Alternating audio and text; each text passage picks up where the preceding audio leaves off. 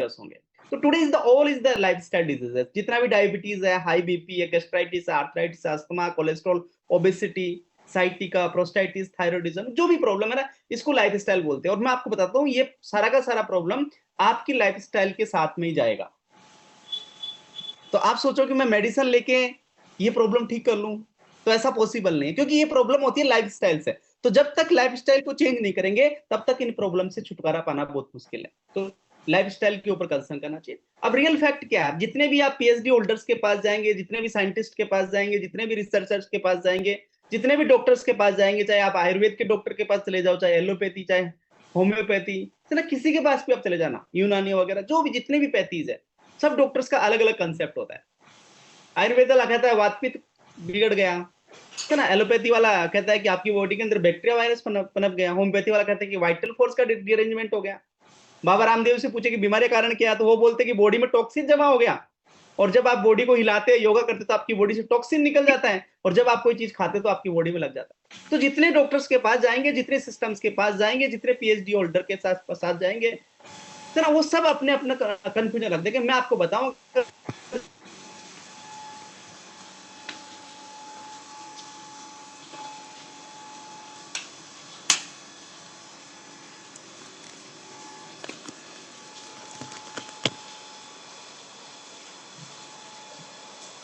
आ रही है, या उसके बाद में इन द लास्ट आपकी बॉडी के अंदर उसका मेटाबॉलिज्म हो गया, उसके बाद में वो क्या है, बॉडी से बाहर निकल पा रहा है।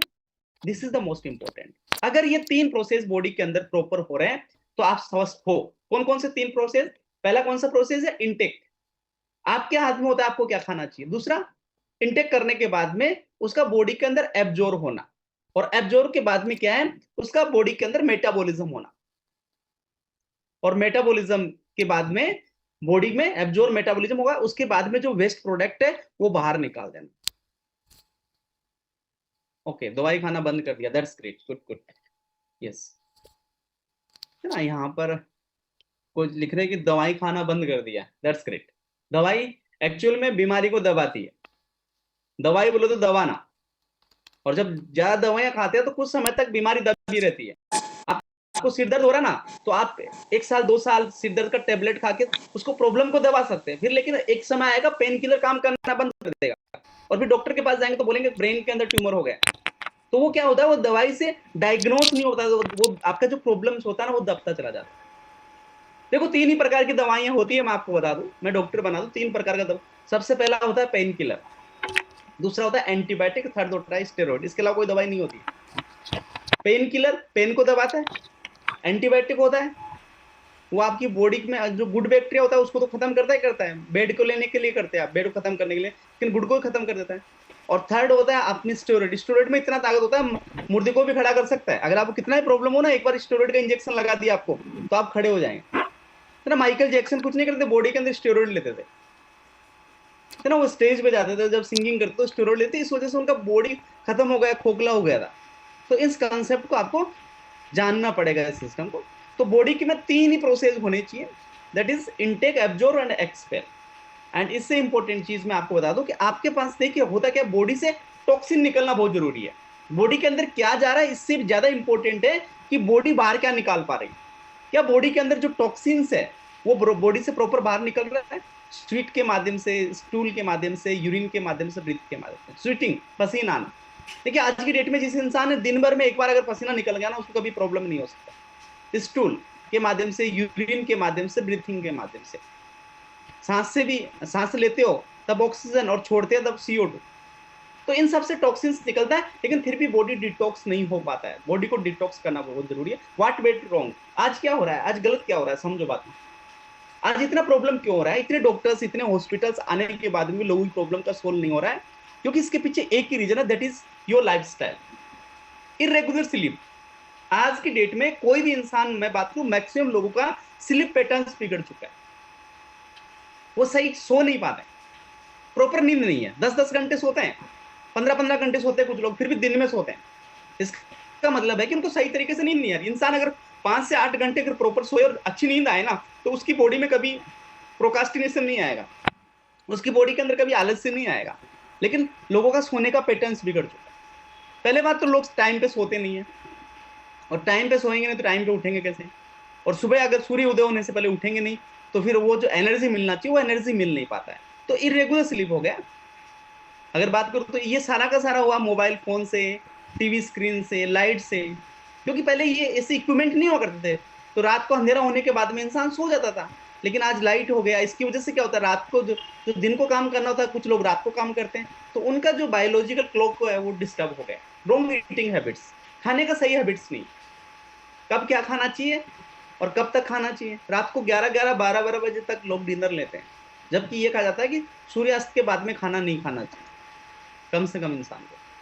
ये कहा जाता है कि सुबह का खाना है ना आपको राजा की तरह लेना चाहिए और रात का खाना आपको भिखारी की तरह लेना चाहिए। सुबह एज ए किंग, लोग सुबह का खाना भिखारी की तरह खाते हैं और रात को इतना खाते हैं कि आप सोच नहीं सकते। अब रात को खाने का क्या मतलब है ये बताइएगा? जब आप रात को खाना खा के सोएंगे तो आपकी बॉडी के अंदर पचेगा नहीं, वो सड़ेगा, आपकी बॉडी को नुकसान करेगा। तो रॉन्ग ईटिंग हैबिट्स हो चुका है। एडिक्शन, कुछ लोगों को एडिक्शन हो गया, मेडिसिन खाने का एडिक्शन हो गया, पेन किलर खाएंगे एडिक्शन हो गया।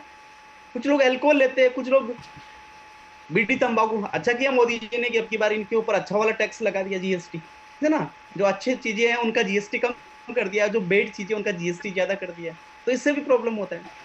सेडेंटरी लाइफस्टाइल, सेडेंटरी लाइफस्टाइल का मतलब होता है इंसान अपनी बॉडी को यूज नहीं करता, चाहता है बैठा बैठा सब कुछ हो जाए। स्ट्रेस, चिंता, एंड मोस्ट इंपोर्टेंट मेडिकेशन, कुछ लोग मेडिकेशन भी यूज करते हैं तो उससे भी प्रॉब्लम होता है। तो मैं आपको यहां पर एक सीक्रेट देना चाहता हूं, अगर आप स्वस्थ रहना चाहते हैं, अपनी बॉडी को फिट रखना चाहते हैं, तो 20% आपको एक्सरसाइज के ऊपर ध्यान देना है और 80% आपको न्यूट्रिशन के ऊपर ध्यान देना है। कितना परसेंट? एक्सरसाइज केवल 20% था। मेरा वॉइस क्लियर आ रहा है? थम्स अप कर दीजिए एक बार, कोई डिस्टर्बेंस नहीं है ना अभी तक? Okay, thank you. सो आपका 20% exercise is the most important and 80% आपका जो फूड है ना, न्यूट्रिशन है, उसके ऊपर आपको ध्यान देना है। तब आपका जिंदगी ना बैलेंस हो जाएगा। और मैं आपको बताता हूं, अगर आप छोटा मोटा सुबह सुबह अगर योगा भी करने लग गए ना, थोड़ा सा एक्सरसाइज भी करने लग गए, तो आप अपनी बॉडी को मेंटेन कर लेंगे। जो इंसान सुबह आधा एक घंटा योगा करता है ना, वो दिन में कोई गलत चीज नहीं खाता है, उसको पता है योगा करने से इंपॉर्टेंस पता है। लेकिन जो सुबह उठने के बाद में अगर एक्सरसाइज ही नहीं करेगा, मॉर्निंग वॉक भी नहीं करेगा, वो इंसान कुछ भी खा लेगा, उसके सामने लाके कुछ भी रख देना, है ना। उसका कोई डाइट मेन्यू नहीं होता है, उसको जो भी मिलेगा खा देगा, उसके बाद में जाके उसकी बॉडी को प्रॉब्लम्स हो।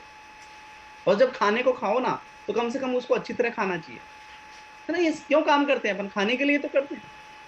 तो जब आप कोई चीज खा रहे हैं तो उसको सही से खाना चाहिए, उसको बाइट करना चाहिए। जल्दीबाजी में अपन खाना खाते हैं, उसको बाइट नहीं कर पाते, इस वजह से क्या होता है, जो दांत को काम करना होता है आपकी आंख को करना पड़ता है, तो बड़ा प्रॉब्लम्स हो जाता है। तो 80% आपको अपनी डाइट के ऊपर ध्यान देना है, न्यूट्रिशन के ऊपर ध्यान देना है। आपकी बॉडी है ना, कुछ जो बैलेंस डाइट से बनता है। तो फूड में क्या होता है, फूड में आपको ध्यान रखना है कि फूड कितनी बार खाना चाहिए, क्या क्वांटिटी होनी चाहिए, उसका क्या क्वालिटी